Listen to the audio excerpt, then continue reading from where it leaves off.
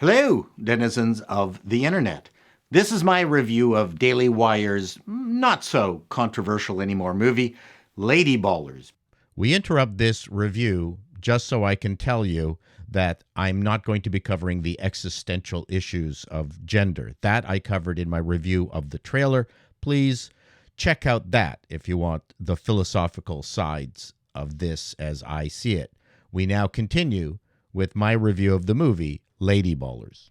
Because it seems to be out of the news cycle.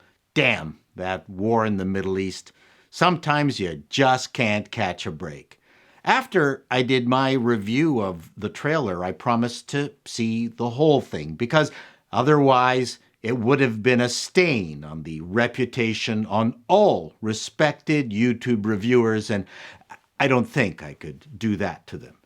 There will be spoilers. Let me tell you what I thought right out of the gate. It was better than I expected on many fronts, and I think this might be the first movie that I would use a sliding scale to quantify my feelings about it. Sometimes it was a 3 out of 10 on the low end and 6 on the high end, with a 7 for the ending, maybe even a bit higher. I'm not trying to chicken out here, folks. Comedy is hard, and there were definitely some good, well-earned laughs in this thing.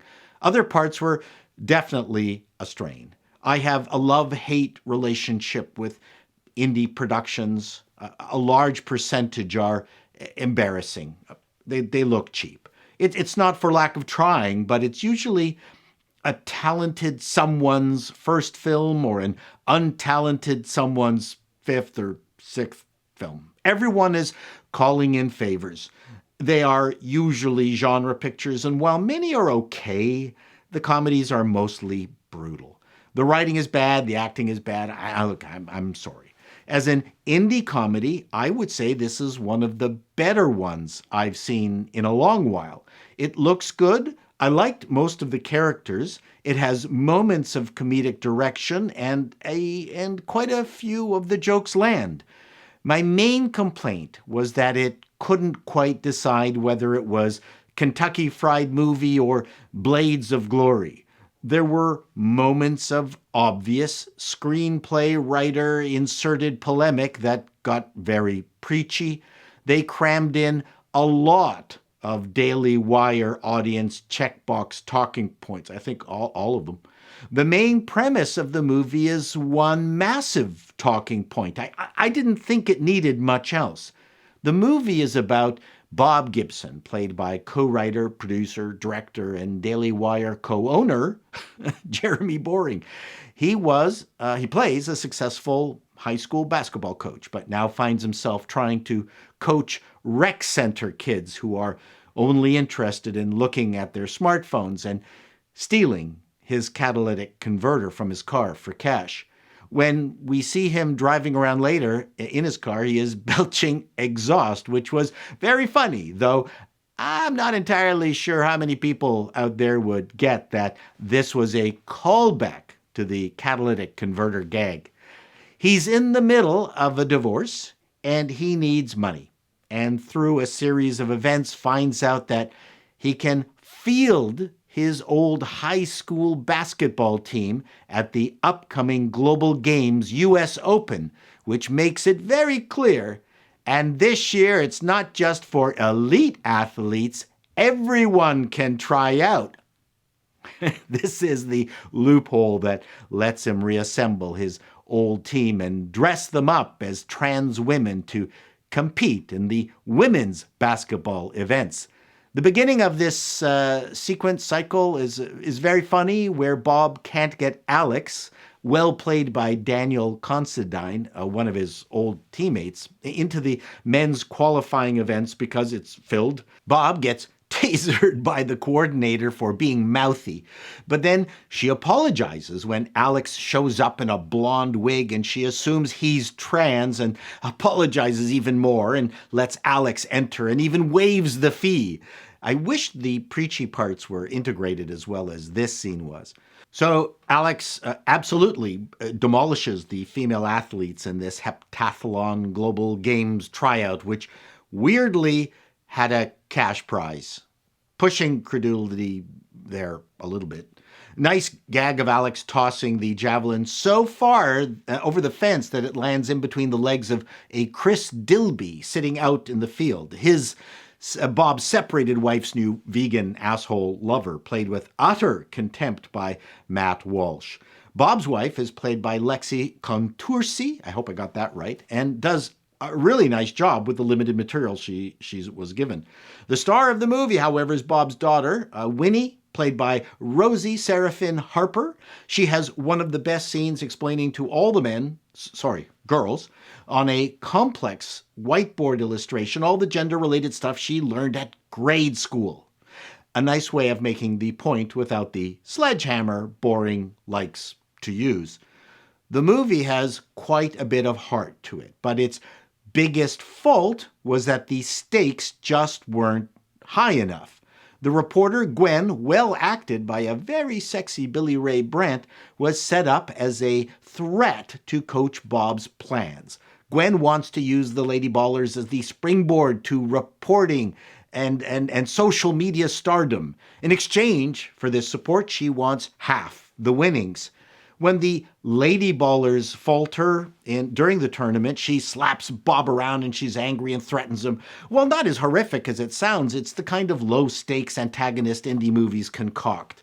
The Global Games US Open just did not offer big enough stakes to elevate the comedy of the movie and hammer home the point of the complicity of powerful institutions who are more interested in protecting the status quo just to save face, like the billion-dollar fashion industry that had to prevent the public from knowing about its use of child labor in Zoolander.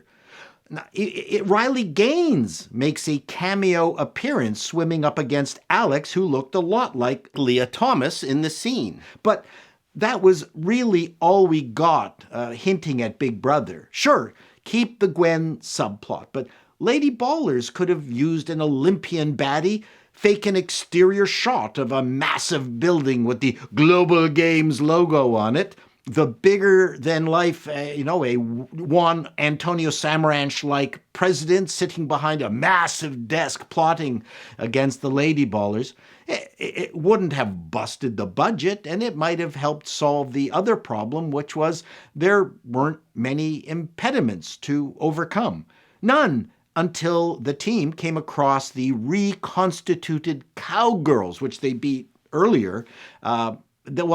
They took a page out of the Lady Ballers Trans Handbook and fielded, instead of a bunch of girls, a bunch of very unladylike, towering black basketballers who devastated the Lady Ballers in the first half and caused our protagonist, Coach Bob, his first real obstacle. And the solution was so good, so fitting, so heartwarming, I almost shed a tear. Bob collects a team of girls featuring his daughter and all her classmates. They go up against the Cowgirls, who share the ball, help the Tiny Tots score baskets, and just have a hoot of a time. It kind of reminded me of the on-ice striptease in Slapshot. Of course, the Tiny Ballers lose by a wide margin in one of the visual gags, one of many, many gags Jeremy and his writers have packed in. It ends at the used car lot run by the Crane brothers with all sorts of callbacks. Then a cringy surprise ending featuring Matt Walsh with Candace Owens, followed by a now obligatory post-credit sequence between Alex and another Daily Wire contributor, Jordan Peterson, doing his shrinking thing. The entire Daily Wire family came out to perform in this movie. In many ways, this movie is like a holiday slideshow. For those of you who had a dad that would trot out the Kodak carousel projector and show the latest trip to Florida.